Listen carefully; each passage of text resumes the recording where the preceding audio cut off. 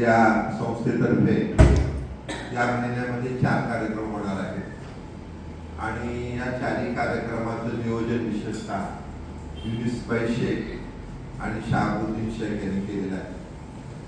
आणि मला अतिशय आनंद वाटला की त्यांची भूमिका जी आहे ती भूमिका अशी की नवीन कलाकार तयार करायचे विशेषतः आणि त्यांना गाण्यासाठी प्रवृत्त करायचं. कारण पहिल्यांदा शेख बंधूंसाठी सगळ्यांनी टाळ्या वाजवल्या आणि त्यांचं प्रॅक्टिसचं ठिकाण इतकं भारी आहे की हो म्हणजे रोडवर आहे आणि व्यवसाय करत करत करत विशेषतः युनुसभाई जे काही मदत करतात लोकांना ती फार महत्वाची आहे. हा जो हॉल आहे या हॉलमध्ये चित्र प्रदर्शन, त्याच्यानंतर शास्त्रीय गाण्याचा कार्यक्रम, कराओकेचा कार्यक्रम, पुस्तक प्रदर्शन, पुस्तकावर चर्चा असे वेगवेगळे कार्यक्रम आपण घेत असतो. आपण असं ठरवलेलं आहे की कराओकेला जास्तीत जास्त 5 कार्यक्रम द्यायचे. पण हे 5 कार्यक्रम देत असताना शेख बंधूंना आपण प्रेफरन्स देतोय ही बाब महत्वाची आहे. ती बाब एवढ्यासाठी आपण करतोय की ते सर्वांना बरोबर घेऊन जाणारी माणसं आहेत आणि विशेषतः मला लक्षात काय आलं की ते लोकांना सहकार्य करत असतात. त्यामुळे या महिन्यात आमची फार पळापळ झाली कारण त्याला 4 कार्यक्रम दिलेले होते. साबळेचा कार्यक्रम होता, लियाकत शेख मागत होते, प्रवीण जांभळे मागत होते, एक शिखर म्हणून प्राध्यापक आहे या गावचे नाही माझ्या माहिती भोलचे ते मागत होते. हे सगळे मागत असताना थोडीशी आमची अडचण झाली. परंतु ती अडचण जरी झाली असली तरी सुद्धा त्यांचे 4 कार्यक्रम होऊन त्यावर थोडासा आम्ही सवलत दिली आणि अजून 3 कार्यक्रम होत आहेत. मुलगी कुठे आहे? एक कुठे आहे?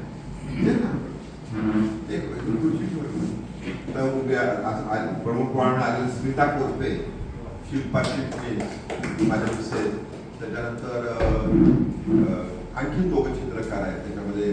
तर त्यांची 3 दिवस चित्रकला तुम्ही सुद्धा बघून जा. तुम्ही एवढ्यासाठी बघा की तुम्ही जरी चित्रकार नाही झाला तरी सुद्धा आपल्या घरात कुणी चांगले चित्रकार असतात त्यांना आपण जॉईन केलं पाहिजे. तर आपण हा हॉल यासाठी करतोय की सगळ्या कलेचे सगळे प्रकार या ठिकाणी विशेषतः आपल्याला विकसित करायचे आहे. मला आनंद असा वाटतो की हा हॉल विशेषतः एसी हॉल सगळ्यांच्यासाठी मोफत दिला जातो. परंतु जी माणसं अतिशय चांगल्या पद्धतीनं काम करतात त्यांना माझं म्हणजे ऑब्झर्वेशन असतं की कुणाला द्यावं कुणाला नाही द्यावं, दंगा कसा न होईल, गाणं कसं आहे की उगाच वाह वाह करणार नाहीत ना. नाही तर काही मंडळी बघतो की मला सुद्धा गाण्याला वाह करतात म्हणजे मला येत नाही गाणी तरी मला वाह वाह करतात. माझ्या लक्षात येतं मला येण्यात काढतात.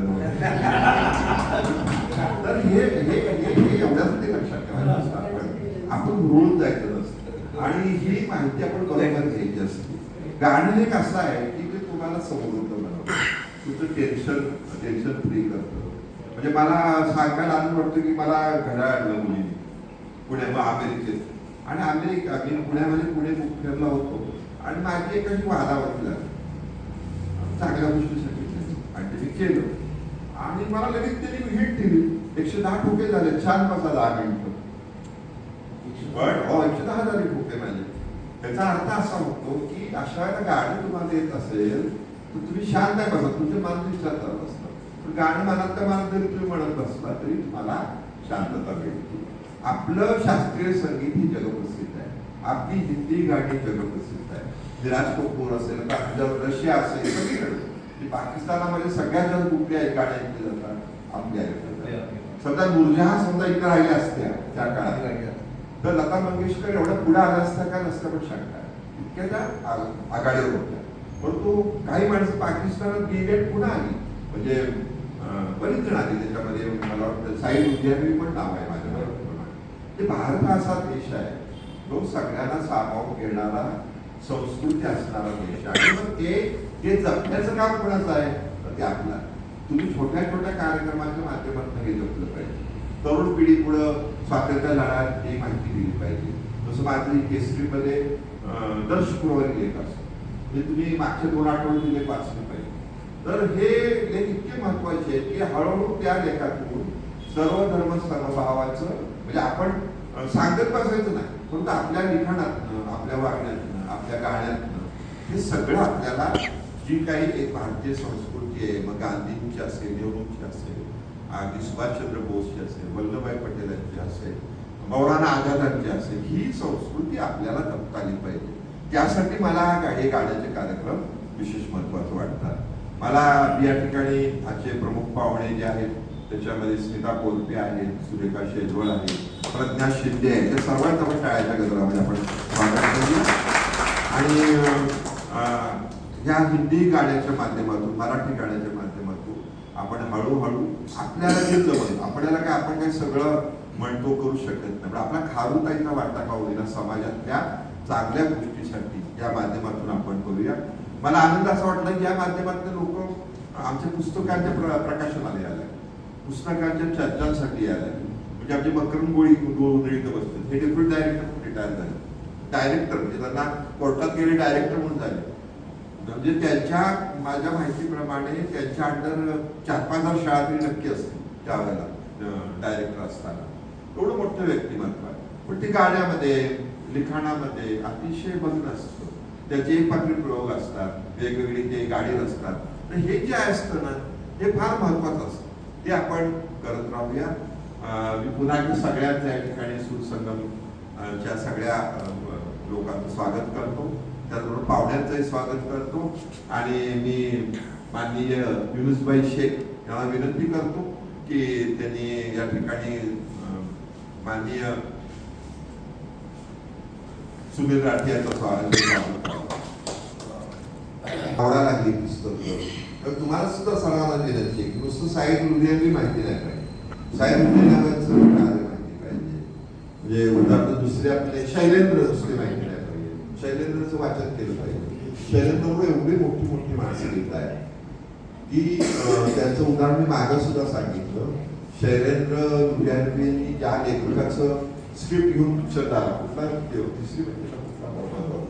तिसरी कसं, माझ्या माहिती तिसरी कसं, ज्या पिक्चरमुळं ते लॉसमध्ये गेले, त्रास झाला त्यांना, कर्जबाजारी झाले, म्हणून तो पिक्चर अजून सुद्धा लोकांचा महत्वाचा आहे.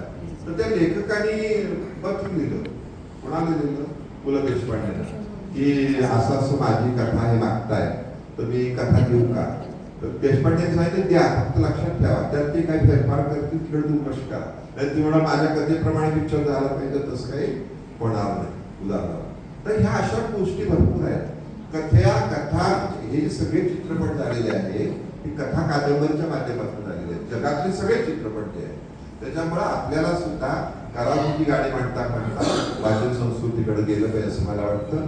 पुन्हा एकदा तुमच्या सर्वांचं मी स्वागत करतो. आणि प्रज्ञा शिंदे बोला ना, बोलणार कोण बोलणार आहे? कोणते मॅडम काय बोला तुम्हाला? कोणत्या मॅडम आणि शेजवळ मॅडम 5-5 मिनिटं बोलतील, काही बोला, तुम्ही काय करताय ते बोला.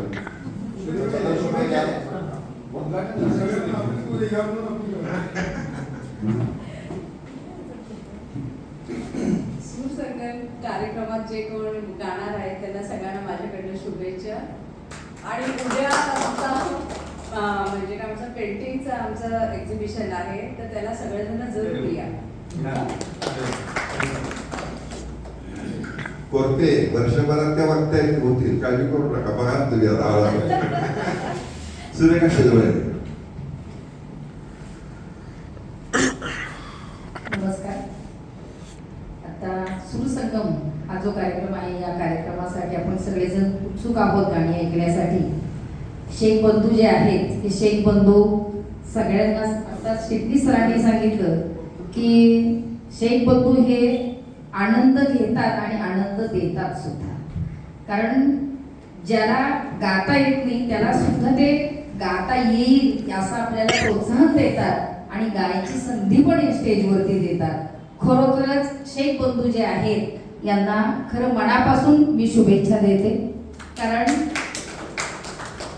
प्रत्येकाच्या मनात असतं की आपण गावं, आपल्याला काहीतरी यावं असं प्रत्येकाला वाटत असतं. आपली बकेट लिस्ट असते की आपण घरामध्ये गुणगुणत असतो, पण गुणगुणताना ते व्यवस्थित गुणगुणता यावं आणि जरा थोडं लयबद्धतेत व्हावं, यासाठी आपल्याला हे शेख बंधू जे आहेत त्यांचा जो स्टुडिओ जो आहे, तर त्या कराओके स्टुडिओमध्ये आत्ताच चिटणीस सरांनी सांगितलं की स्टुडिओ जो आहे छोटा आहे पण सुंदर आहे, त्यांच्याकडे गाण्याचं कलेक्शन खूप चांगलं आहे. की मला शेख बंधूंनी सांगितलं की माझ्याकडं 60 ते 65,000 गाण्यांचं कलेक्शन आहे, प्रत्येकाचे फोल्डर आहेत आणि आपला आवाज ऐकून तुमच्या आवाजाला कोणतं गाणं सूट होईल हे सुद्धा तुम्हाला ते मार्गदर्शन करतात आणि आपल्याला प्रोत्साहन देण्याचं काम करतात. की ते म्हणतात की आपण काय अगदी सगळेजण गायक नाही होणार, कारण लता मंगेशकर, आशा भोसले किंवा मोहम्मद रफी यांनी खूप मोठी साधना केली, एक दैवी देणगी सुद्धा त्यांना होती. आज आपल्याकडे त्या गोष्टी नाहीयेत, पण तरी सुद्धा आपल्यामध्ये काहीतरी जगण्यासाठी की आता आपण जीवनामध्ये सगळ्या गोष्टी केल्यात, पण काहीतरी जगण्यासाठी आपल्याकडे छंद पाहिजे, कोणता ना कोणता तरी छंद पाहिजे, यासाठी नक्कीच प्रोत्साहन देतात. आणि त्याचबरोबर हेच काम दीपलक्ष्मीच्या माध्यमातून आपले शिरीष चिटणीस सर करतायत की उद्यापासून या ठिकाणी चित्रकलेचं प्रदर्शन आहे. तर हे जे प्रदर्शन आहे म्हणजे आपल्याकडं आपण म्हणतो की गणपतीला आपण 64 कला विद्येचं त्या ठिकाणी प्रतीक मानतो, देव मानतो.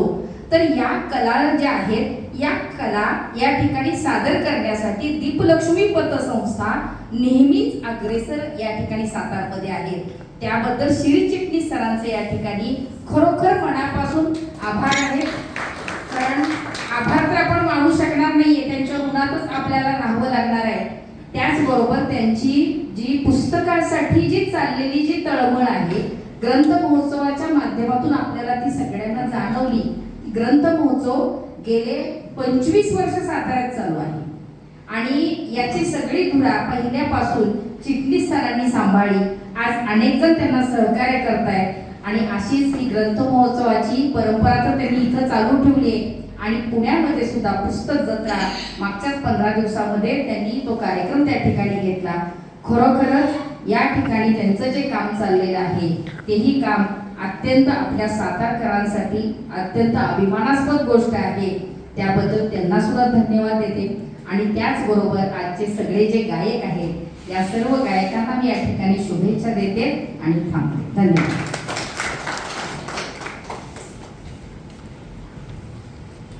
एक महत्वाचं फक्त आहे म्हणजे कामिनी कौशल त्या नुकत्याच गेल्या 14 दिवस झाले आणि त्यांची गाणी त्यांचं चित्र प्रचंड गाजले होते.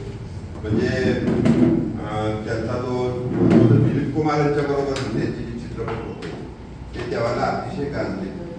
दो भाई असेल, शहीद असेल, नदिया के पार असेल, शब्दम असेल, हे सुद्धा चित्रपट त्यांचे गाजले. तर 1 मिनिट फक्त आपण त्यांना उभं राहून श्रद्धांजली